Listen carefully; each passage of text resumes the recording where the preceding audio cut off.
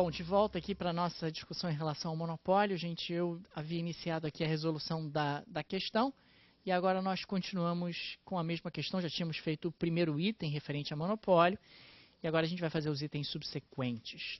Tá legal? Então a gente pode voltar ali para a questão. Olha lá, então saindo aqui desse item E, a gente já encontrou o preço de comercialização do bem, 270. E qual a receita marginal do monopolista? Bom, a receita marginal do monopolista, a gente tem aqui, olha, 390 menos 6Q, a gente já havia encontrado. Então, a receita marginal do monopolista, que não por acaso vai ser também igual ao custo marginal, no nível de produção de máximo lucro, vai ser 390 menos 6Q. Ou seja, vai ser 390 menos 6 vezes 40. Ou seja, receita marginal vai ser igual a 150. Observem que o monopolista, 150 tanto é a receita marginal no nível de produção de máximo lucro, quanto o custo marginal, os dois são iguais. Então, observem que o monopolista tem poder de monopólio. E o que é poder de monopólio? Praticar um preço maior do que o custo marginal. Qual é o custo marginal? É o mesmo valor da receita marginal, 150. Então, ele está praticando um preço de 270, sendo que o custo marginal naquele mesmo nível de produção é de 150. Poder de monopólio de qualquer produtor é tão maior quanto maior essa diferença. Quanto maior essa diferença em termos percentuais, tá? Não em termos absolutos. Em termos percentuais. Fala.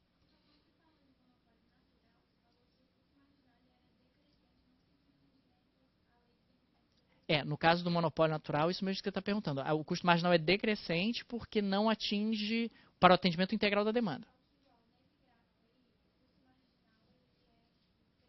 Nesse gráfico aqui, o custo marginal é crescente porque não é um monopólio natural. Esse aqui não é um monopólio natural.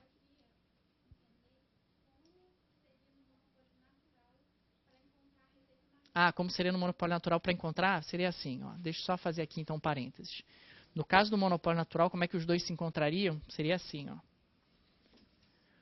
No caso do monopólio natural, você vai ter a mesma demanda, tá? E a mesma receita marginal. O raciocínio não muda. Tá? Não muda. Então você vai ter aqui preço, quantidade, e aí você vai ter aqui a receita marginal. Ok? Como é que os dois se encontram?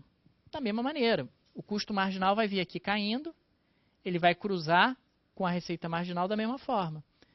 Não tem problema nenhum. O custo marginal vai vir diminuindo aqui, vai vir decrescente, e ele vai cruzar a receita marginal exatamente como um outro custo marginal ascendente cruzaria. Não ficam um em cima do outro, não. Eles vão ter um cruzamento da mesma maneira. Não importa que ele faz uma curva, o custo marginal faz uma curva, e ao fazer uma curva, o que acaba acontecendo é que ele cruza a receita marginal ali num determinado ponto, e aquele é o ponto ótimo para o nosso monopolista. Tá? Então, o nosso monopolista ele tem poder de monopólio. O oligopólio também tem. Tá? Não é só o monopolista que tem poder de monopólio, a gente falou até sobre isso na última aula. O monopólio tem poder de monopolista, ou seja, tem poder de precificar, de estabelecer preços acima do custo marginal. E esse poder de mercado, esse poder de monopólio, ele será tão maior quanto o descolamento percentual do preço em relação ao custo marginal. Tá? É claro que o meu poder de monopólio é maior, o meu poder de mercado é maior, se eu me defronto com uma demanda mais inelástica a preço, mais insensível a variações no preço.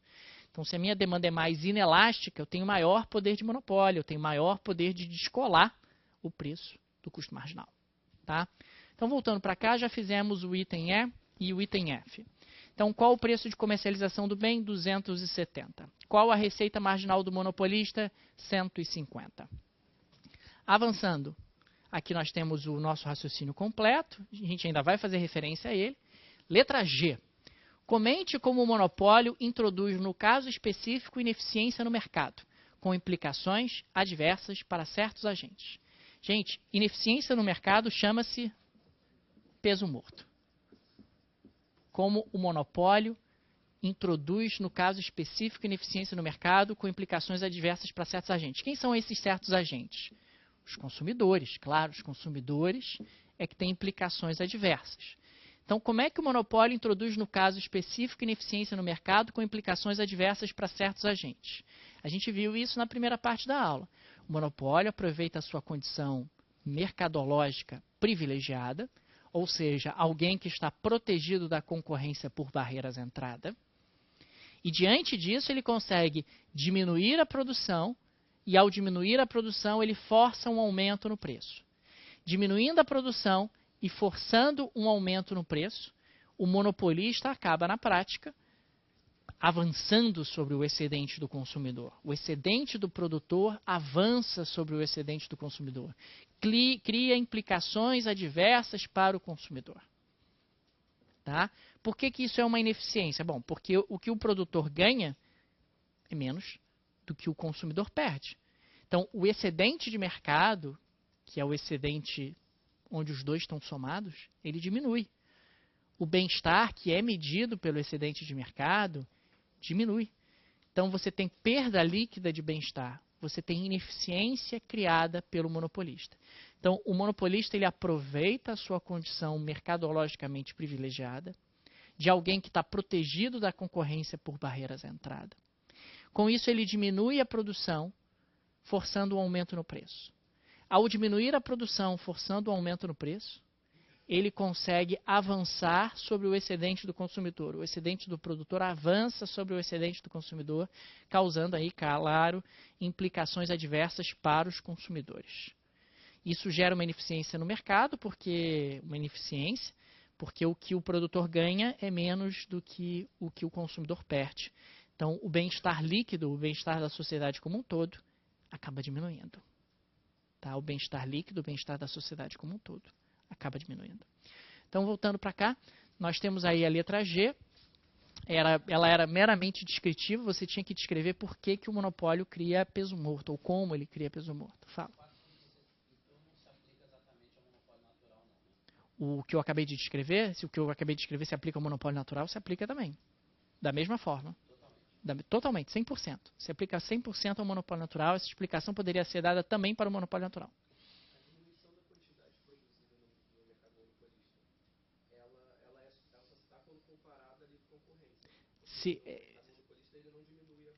Exatamente o que você está dizendo. A diminuição da quantidade produzida, ela só ocorre em comparação com o mercado concorrencial, com uma concorrência perfeita.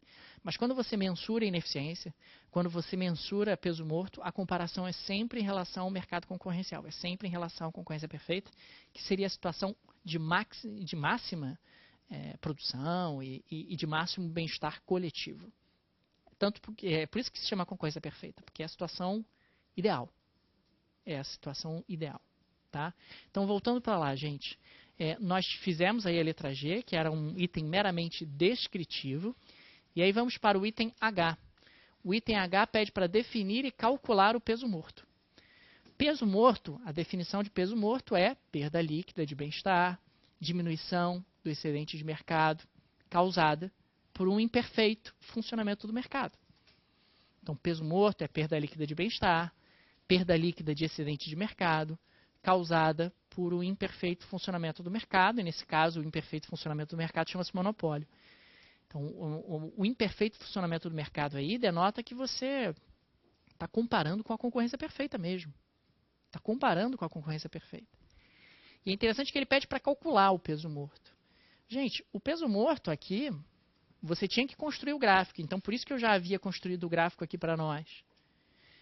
Qual é o peso morto? Bom, o peso morto ele vai ser aqui a área deste triângulo amarelo. Tá? A área deste triângulo amarelo. Ah, mas tem valores aqui que eu não sei. Pelo contrário, todos os valores aqui você sabe. Que valor é esse aqui?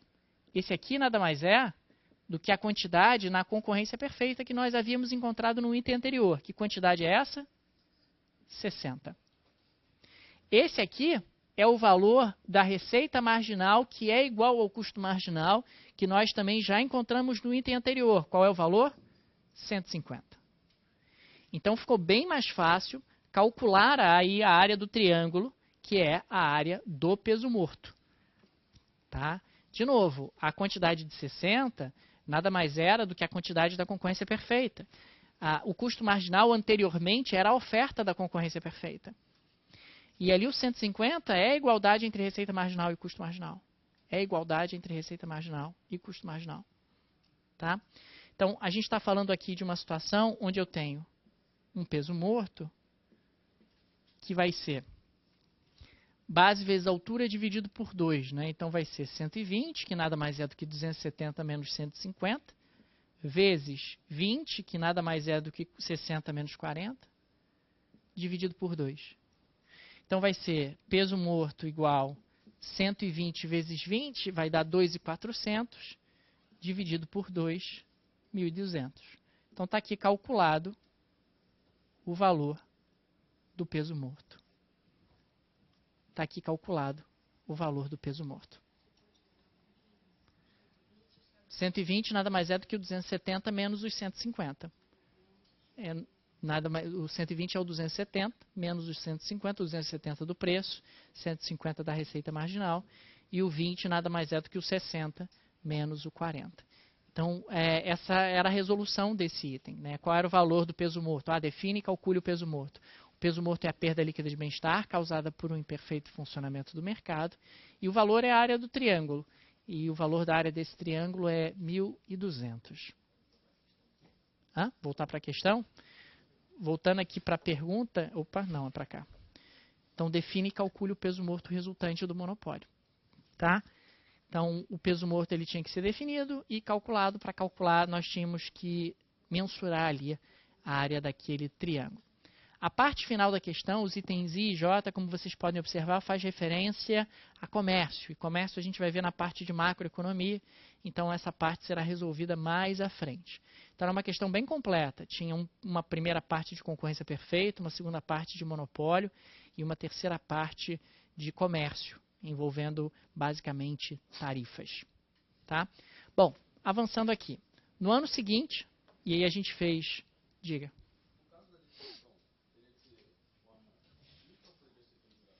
Se a definição poderia ser pelo gráfico, você tinha que descrever. Então, a definição, o ideal é que você colocasse em termos escritos. Se quisesse ilustrar com gráfico, seria legal também. Mas escrito seria melhor, nesse caso. Tá? Voltando aqui para a segunda questão, gente. Então, está aqui, olha. Essa segunda questão de hoje, nós também havíamos feito a primeira parte na semana passada. E agora a gente vai fazer a segunda parte que refere-se a monopólio. Então, considere o mercado de único bem, concorrência perfeita, custo marginal 10 mais meio Q, a gente já tinha visto. Quantidade demandada igual a 160 menos 4P.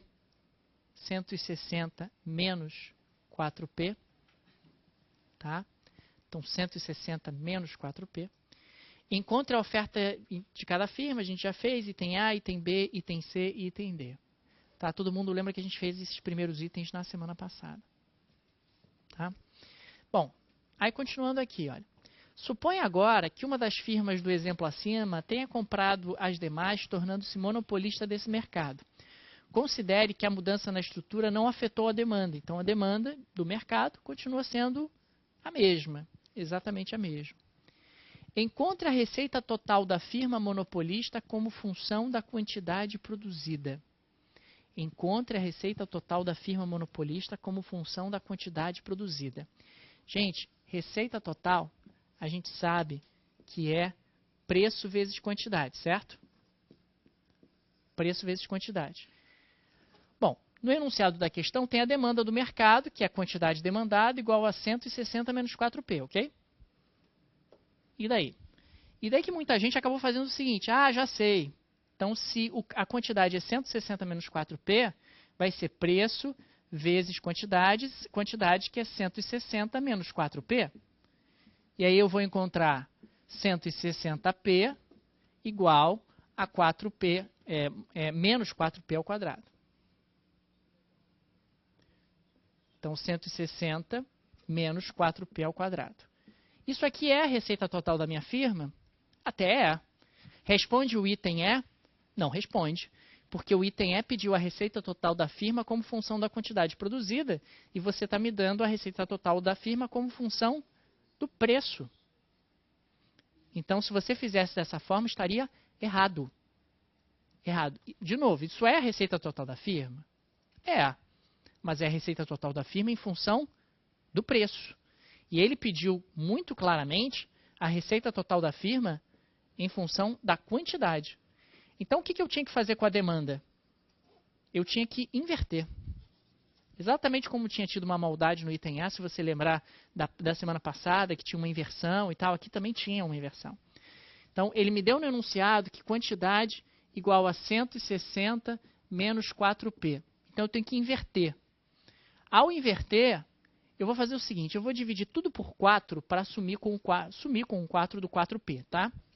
Então, vai ficar 0,25Q, né, porque eu dividi o Q por 4, igual a 40 menos P. Tudo bem? Aí eu vou simplesmente isolar o P. Vai ficar P igual a 40 menos 0,25Q. Tudo bem? Essa demanda é igual à demanda do enunciado? Claro que é. Mas só que essa está invertida. Agora sim eu posso ir adiante. Receita total igual a preço vezes quantidade. O que é o preço? Ah, legal. 40 menos 0,25Q vezes Q. Com isso, a receita total vai ser 40Q menos 0,25Q ao quadrado. Então, qual é o item correto aqui, gente? O item correto aqui, se a gente pode observar, é dessa forma aqui. Qual é a receita total da empresa? 40Q menos 0,25Q ao quadrado. Era isso que respondia o item E. Encontre a receita total da firma monopolista como função da quantidade produzida. Receita total da firma monopolista, 40Q menos 0,25Q ao quadrado. Tá? Letra F. Determine o preço cobrado pelo monopolista e a quantidade negociada no mercado. Considerando que a receita marginal é dada por 40, aqui faltou, era menos meio Q. Puxa, ele me deu a receita marginal, ele precisava me dar? Não. Porque eu tinha aqui a demanda, 40 mesmo coeficiente linear, coeficiente angular eu dobro, ao invés de 0,25 eu tenho meio. Eu tenho meio. Tá legal, gente? Então ele me deu a receita marginal, 40 menos meio Q, mas ele nem precisava. Eu teria como encontrar a receita marginal. Bom, como é que eu encontro a quantidade e o preço cobrado pelo monopolista? Gente, para encontrar a quantidade eu tenho que igualar a receita marginal com o custo marginal. Receita marginal está aqui, 40 menos meio Q. O custo marginal está no enunciado. Custo marginal igual a 10 mais meio Q. As condições não se alteraram. Então, para encontrar a quantidade, eu vou igualar receita marginal com custo marginal. Receita marginal com custo marginal. E para encontrar o preço, eu vou pegar a quantidade que for encontrada e vou substituir na demanda. Eu vou pegar a quantidade que for encontrada e vou substituir na demanda. Então, vamos lá. Vamos resolver esse item que é o item F. Então, o item F pedia a quantidade. Para encontrar a quantidade, basta igualar a receita marginal, 40 menos meio Q, com 10 mais meio Q, não é isso? Isso, 10 mais meio Q, que é o custo marginal. 10 mais meio Q. Tá? Então, com isso, a gente vai ter aqui 30 igual a Q. Então, a quantidade vai ser igual a 30. A quantidade desse monopolista vai ser igual a 30. Certo? Essa é a quantidade que maximiza o lucro do monopolista. É a quantidade de 30. Então, 40 menos meio Q igual a 10 mais meio Q. Aí jogou para o outro lado, 40 menos 10, 30. Jogou para o outro, 1Q.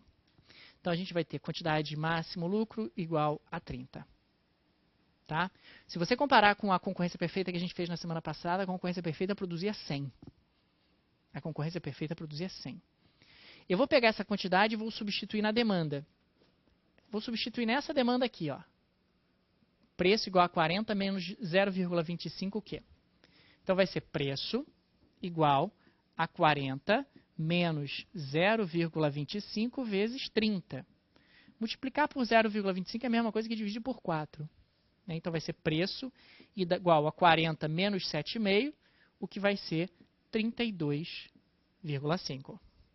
Se você pegar a primeira parte dessa questão, o preço que a concorrência perfeita praticava era de 15. Então, a concorrência perfeita praticava um preço de 15, o monopolista pratica 32,5. A quantidade oferecida na concorrência perfeita era de 100, a quantidade oferecida pelo monopólio é de 30. Tá? Então, está respondido o item F. Preço cobrado pelo monopolista, 32,5. Quantidade negociada no mercado, 30. Letra G.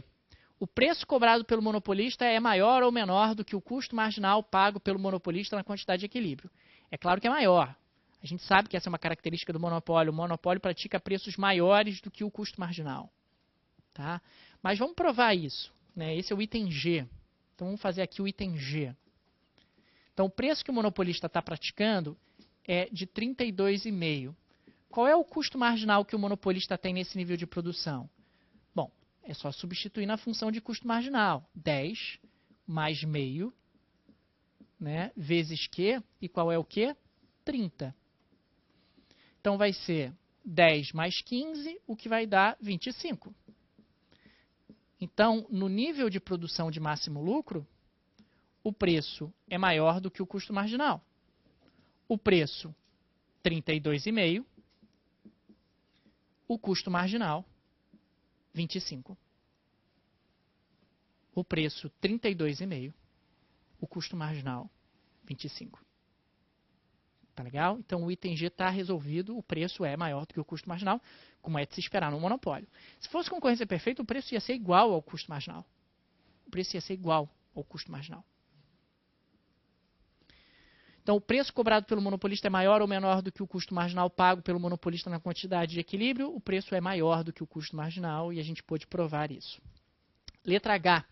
Caso o monopolista pudesse vender uma unidade a mais do produto pelo preço de equilíbrio, o seu lucro seria maior ou menor? Para começar, você tinha que destacar que isso não é possível. Isso, inclusive, foi para a resposta do guia de estudos corretamente. O monopolista consegue vender uma unidade a mais pelo preço anterior? Não.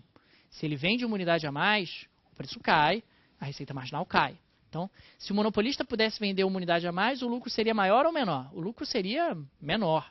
De novo, porque senão está tudo errado, né? Você escolheu a quantidade de máximo lucro, produz uma unidade a mais e o lucro aumenta, não faz nenhum sentido. Então, a gente vai ter que fazer um raciocínio análogo ao que nós fizemos na semana passada para a concorrência perfeita. Então, a gente está falando de uma situação onde o nosso monopolista ele está pensando em produzir uma unidade a mais, ou seja, ele está pensando em produzir a 31ª unidade. Então, qual vai ser a receita marginal da 31ª unidade versus qual vai ser o custo marginal da 30ª unidade? Tá? Então, qual é a receita marginal da 31ª unidade? Receita marginal é 40 menos meio Q. Então, vai ser 40 menos 0,5 vezes 31. O que significa que vai ser 40 menos 31 dividido por 2 vai dar 15,5. Então, a receita marginal da 31ª unidade vai ser 24,5. Então, claro, a receita marginal cai quando você produz uma unidade a mais. Isso é um monopólio. Tá? E o custo marginal da 31ª unidade vai ser 10 mais meio Q. Ou seja, 31. O que vai ser igual a 10 mais 15,5, o que significa 25,5. Qual é a minha conclusão aqui? Se eu produzir uma unidade a mais, o incremento de receita vai ser de 24,5, o incremento de custo vai ser de 25,5. Consequentemente, o que acontecerá com o meu lucro? Diminuirá em uma unidade. Então, produzir uma unidade a mais faz com que o meu lucro diminua em uma unidade. Produzir uma unidade a mais faz com que o meu lucro diminua em uma unidade. Então, a receita marginal é simplesmente substituir 31, uma unidade a mais, na receita marginal. Custo marginal substituiu 31, uma unidade a mais, no custo marginal. E pudemos observar que o meu lucro diminui em 1 se eu produzir uma unidade a mais. Tá? O meu lucro diminui em 1 se eu produzir uma unidade a mais. Então, com isso, nós respondemos aqui ao item G, né? E respondemos ao item H. Ah, o seu lucro seria maior ou menor? O lucro seria menor, aliás, seria menor em uma unidade monetária. O lucro seria menor em uma unidade monetária. Tudo bem, gente? Ok? Bom, a questão ainda não acabou, ainda tinha um pedaço final. Com resultados dos exercícios anteriores, responda aos dois itens abaixo. Primeira, item I. Os professores Lee Ohanian, da Universidade da Califórnia, Los Angeles, e Edward Cole, da Universidade da Pensilvânia, argumentam que o aumento da concentração de mercado que seguiu a crise de 29 foi um dos principais responsáveis pela duração da Grande Depressão. As quantidades de concorrência item B e de monopólio item F encontrados no item anterior são favoráveis ao argumento dos professores? Bom, a quantidade de concorrência perfeita qual era? 100. A quantidade de monopólio qual era? 30. A concentração, nesse caso, diminuiu a produção. Isso contribui para a Grande Depressão? Sim. Então, isso corrobora, enfim, os argumentos deles? Sim, porque você acaba tendo uma diminuição da produção e, com isso, você teria um aprofundamento da Grande Depressão. Item J.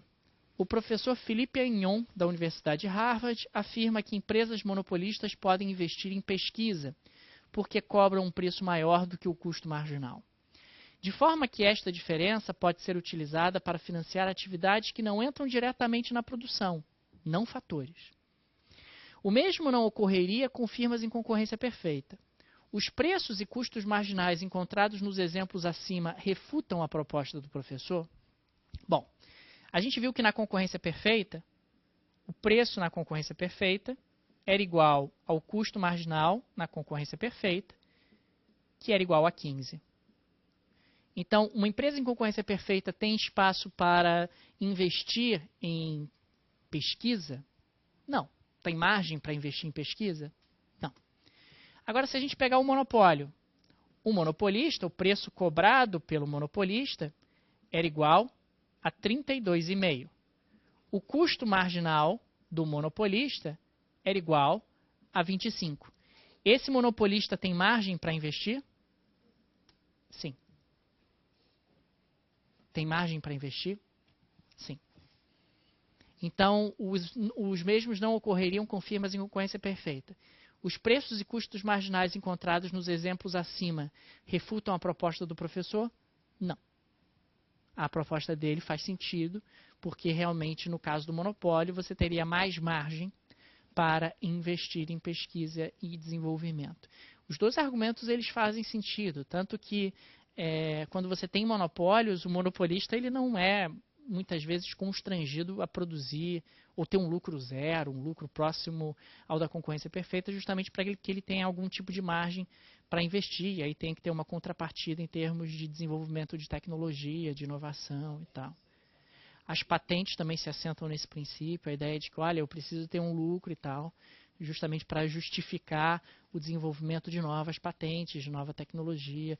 Então, ter um preço maior do que o custo marginal durante algum tempo seria justo e necessário para o desenvolvimento tecnológico. Tá legal, gente? Bom, saímos aqui do monopólio e vamos agora para a segunda estrutura de mercado de hoje, muito menos importante, mas faz parte do conteúdo, que é a concorrência monopolística. A concorrência monopolística, como o próprio nome sugere, é uma concorrência de monopólios, o que parece algo absurdo, mas não é. É uma estrutura de mercado extremamente comum. A concorrência monopolística é uma estrutura onde nós temos concorrência de monopólios de marca. Cada produtor é monopolista no produto da sua marca, mas concorre com outros produtores que também são monopolistas nos produtos das suas respectivas marcas. Então, a gente está falando aqui de uma estrutura de mercado que tem muitos produtores, incontáveis produtores, você tem muitos consumidores, muitos consumidores, né, incontáveis consumidores. Os produtores são monopolistas nas suas marcas, então a marca é uma variável relevante. O produto não é homogêneo, o produto é diferenciado.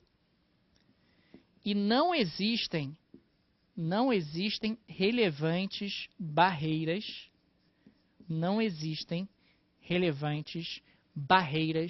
à entrada e à saída de firmas. Não existem relevantes barreiras à entrada e à saída de firmas. Gente, a concorrência monopolística, em um horizonte de curto prazo, ela é analisada exatamente como a concorrência, como o monopólio, desculpe. Só que, no caso do monopólio, a gente tem uma demanda mais vertical. Então, o monopólio, nós temos uma demanda mais vertical, mais inelástica. Na concorrência monopolística, nós temos uma demanda mais horizontal, mais elástica. Por que isso acontece? Por que a concorrência monopolística se defronta com uma demanda mais horizontal, mais deitada? Porque na concorrência monopolística, você tem substitutos próximos, que são os produtos das outras marcas. Se você tem produtos de outras marcas, se você tem substitutos próximos, a demanda fica mais elástica. Ficando mais elástica, ela fica mais deitada. Então, graficamente, pelo menos no curto prazo, a análise da concorrência monopolística é idêntica à do monopólio, com a especificidade de que a demanda na concorrência monopolística é bem mais deitada. Mas fora isso, vai ser tudo igual. Você vai ter aqui a receita marginal e tal, o custo marginal e assim por diante. Vai escolher o nível de produção em que a receita marginal é igual ao custo marginal e nada além disso. Tá? Então, na concorrência monopolística, você se defronta com uma demanda bem mais elástica, bem mais deitada do que no monopólio. Isso acontece porque existem substitutos próximos e os substitutos próximos são as marcas dos concorrentes. Existem substitutos próximos que são as marcas dos concorrentes. E, consequentemente, o poder de monopólio, o poder de mercado, o poder de precificação de uma empresa em concorrência monopolística é muito menor. Muito menor. Muito menor. Né? Os lucros auferidos por essa empresa são muito menores do que os lucros auferidos por um monopolista. O descolamento entre preço e custo marginal na concorrência monopolística é muito menor. O poder de mercado, o poder de monopólio, o poder de precificação da concorrência monopolística é muito menor. Muito menor do que acontece em outras estruturas de mercado. Tá legal, gente? Então, quando nós estamos analisando a concorrência monopolística se defronta com uma demanda bem mais elástica. Diga. Posso. Exemplos de concorrência monopolística. Você pode pensar na concorrência de iogurtes. Iogurte é um ótimo exemplo de concorrência monopolística. Você vai no supermercado, tem um montão de marcas de iogurte. É tudo igual para você? Não. A marca é uma variável relevante, é um produto heterogêneo. Iogurte tem barreiras à entrada? Não. Fazer iogurte não é difícil, bota no YouTube que você descobre como é que faz iogurte. É algo extremamente trivial. Tá? Então, quando você tem um mercado como esse, um mercado de concorrência monopolística, o espaço que o produtor tem de precificação é menor, porque se ele aumentar muito o preço, o consumidor compra o do concorrente. E tem uma outra característica muito importante na concorrência monopolística, como eu coloquei ali, não tem barreiras à entrada. Se não tem barreiras à entrada, existirá uma tendência de longo prazo ao lucro econômico igual a zero. Então, no curto prazo, a análise é igual ao do monopólio. Mas no longo prazo, o lucro econômico tende a zero. Por que o lucro econômico tende a zero? Porque não tem barreiras à entrada. Ótimo exemplo disso é o próprio mercado de iogurte. Você vai lá, lança um iogurte, cobra caríssimo. Vai vir um concorrente, vai copiar. A sua margem de lucro vai cair. Aí você vai lá e inova. Bota o iogurte sem açúcar. Alguém vai lá, copia, sua margem de lucro cai de novo. Aí você bota ômega 3. Vai lá, alguém copia, sua margem cai de novo. E assim vai. A concorrência monopolística, a tendência ao lucro econômico igual a zero, ela persiste, porque não existem relevantes barreiras à entrada e à saída de firmas. Não existem relevantes barreiras à entrada e à saída de firmas. Tá? Então, no curto prazo, a concorrência monopolística é analisada como um monopólio, mas um monopólio que tem uma demanda bem mais elástica, bem mais deitada e, consequentemente, um poder de monopólio, um poder de precificação muito menor, lucros muito menores.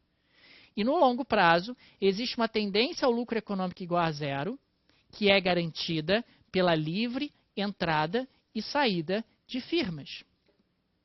Pela livre entrada e saída de firmas. Então, a tendência ao lucro econômico igual a zero é algo permanente na concorrência monopolística. Se você pensar em profissionais liberais, médicos, advogados, concorrência monopolística. Você tem uma quantidade inacreditável de médicos, abre lá o seu livro do plano de saúde, tem um montão deles, dezenas de médicos com a mesma especialidade e tal. Fala.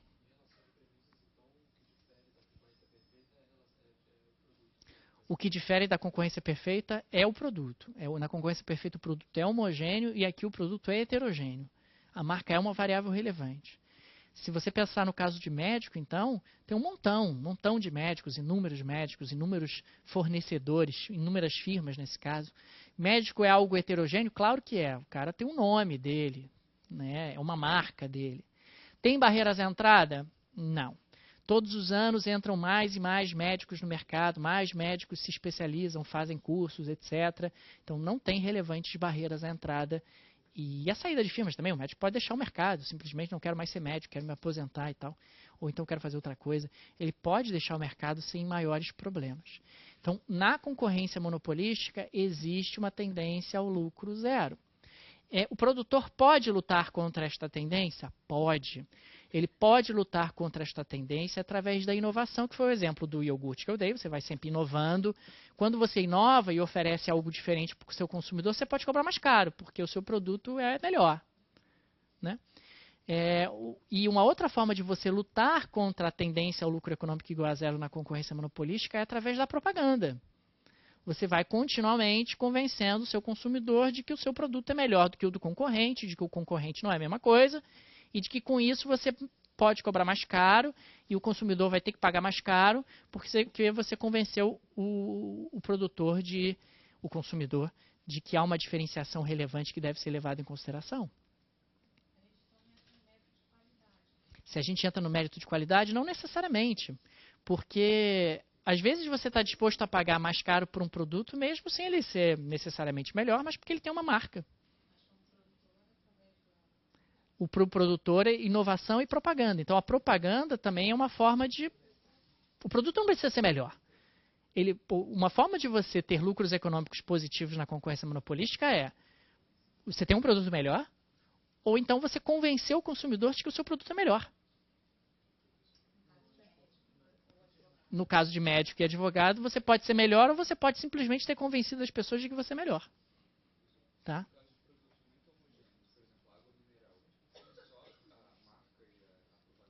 No caso de produtos muito homogêneos como a água mineral que você está colocando, sim, é a marca e a propaganda. De novo, é a marca porque você... porque a minha água mineral... Você pega lá a água mineral no supermercado, não é tudo o mesmo preço.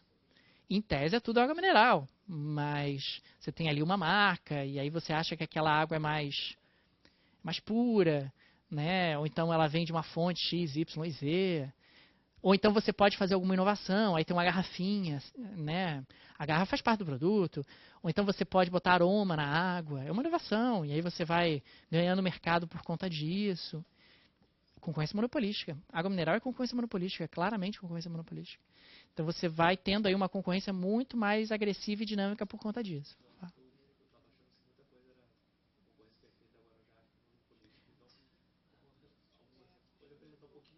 O que diferencia a concorrência perfeita da concorrência monopolística? Concorrência perfeita, o produtor não define o preço. É isso. Concorrência monopolística, o produtor define o preço. Então, um produtor de café, de sacas de café, escolhe o preço? Não.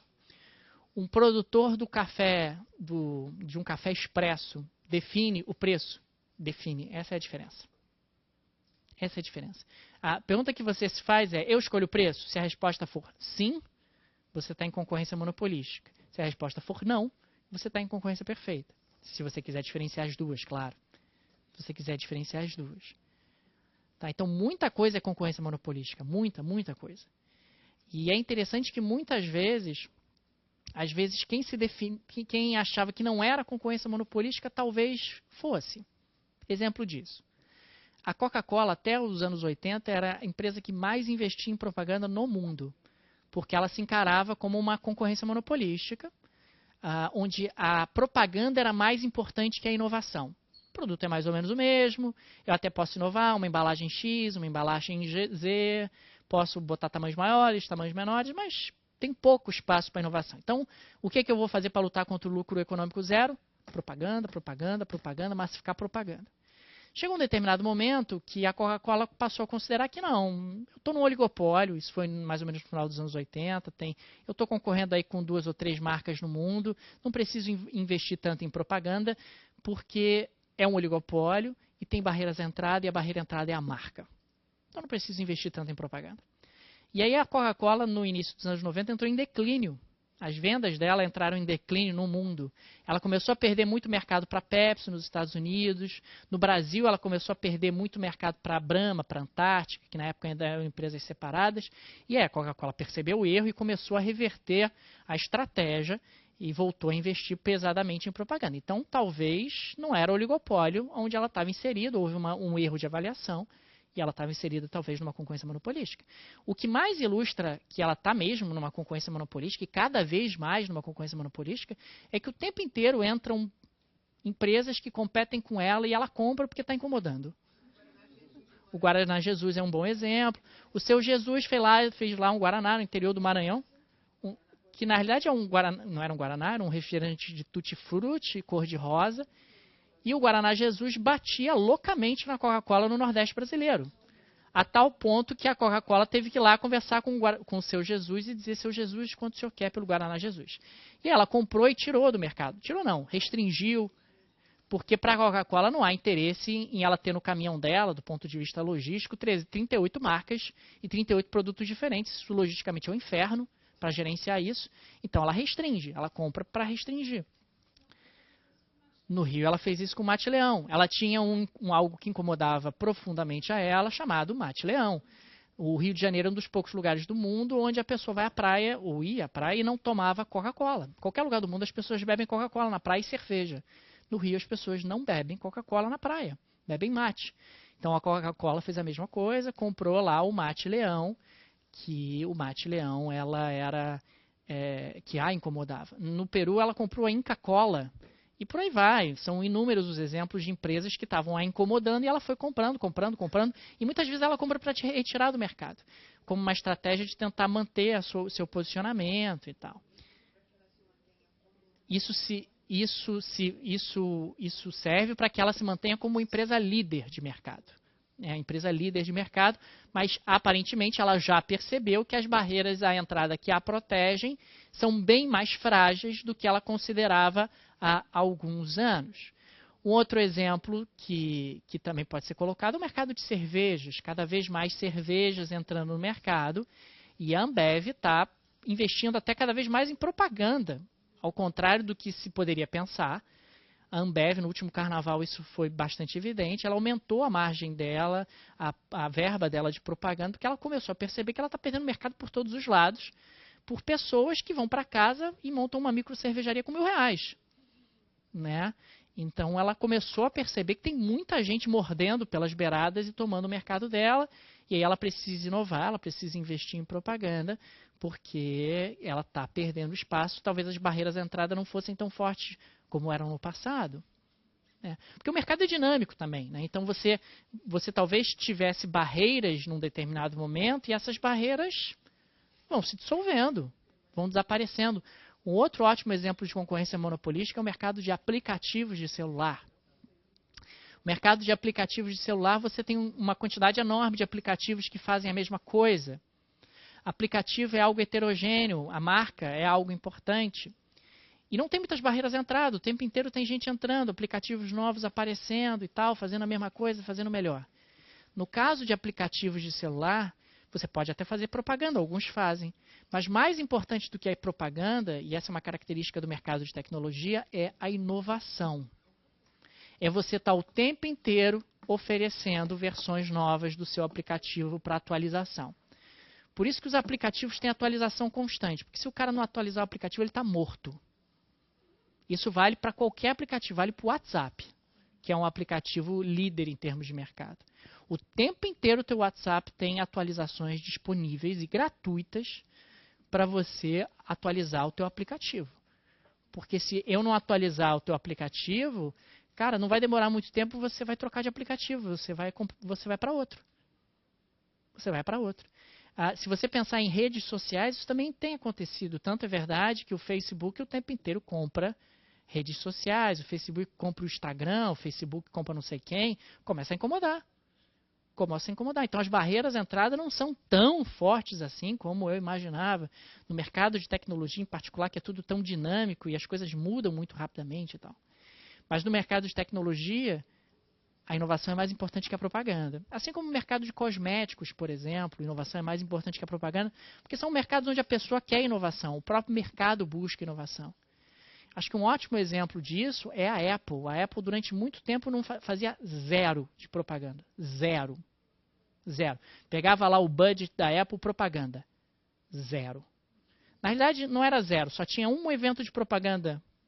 Ela convidava o Steve Jobs convidava todo mundo lá para o auditório da Apple, na Califórnia, para anunciar as inovações daquele ano. Era o único evento de propaganda, digamos assim, de mídia da Apple. De uns tempos para cá, talvez você já tenha reparado, a Apple passou a fazer propaganda. De forma muito discreta e tal.